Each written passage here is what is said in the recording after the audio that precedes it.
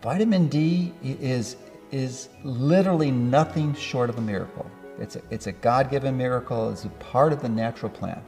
We were designed to be exposed to the sun. Unlike most any dermatologist you will see who will warn you and say, plead with you to stay out of the sun because of their fear of getting a skin cancer, which was in most likelihood, yes, people die from skin cancer, but not many. It's a small fraction, probably less than 1% of the people who die from lack of sun exposure and getting other cancers like prostate and lung and cancer and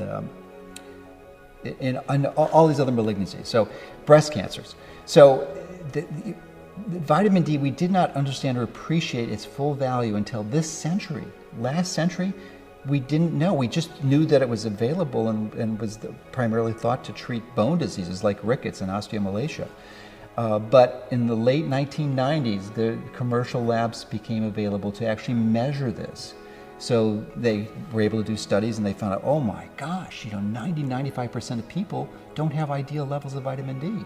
And not only is it good for bone disease, but it's good to reduce the risk of the two biggest killers of the human race, which is heart disease and cancer. And the epidemiological studies show that you reduce all cancers by 50% when you have adequate vitamin D levels. I mean, if that's not almost magical, I don't know what is. Now, the devil's in the details, right, Ty?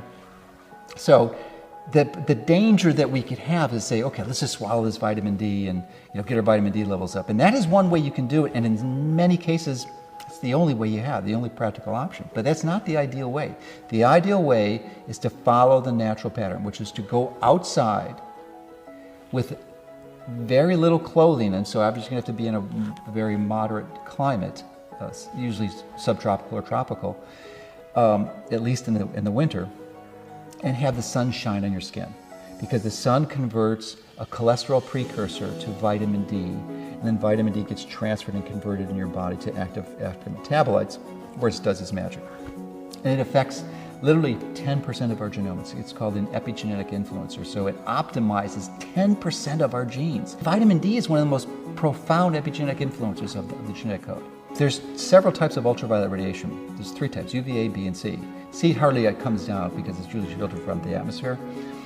But UVA and B. UVA is what is really the dangerous one, the one that causes most of the cancers, and UVB is what causes our body to make vitamin D. Well, these sunscreens, they filtered UVB so your body couldn't make vitamin D. You essentially stopped the vitamin D production and they let UVA right through. So it actually increased the rate of skin cancer. And that's what the studies show. You use sunscreen, you increase the risk of your skin cancer.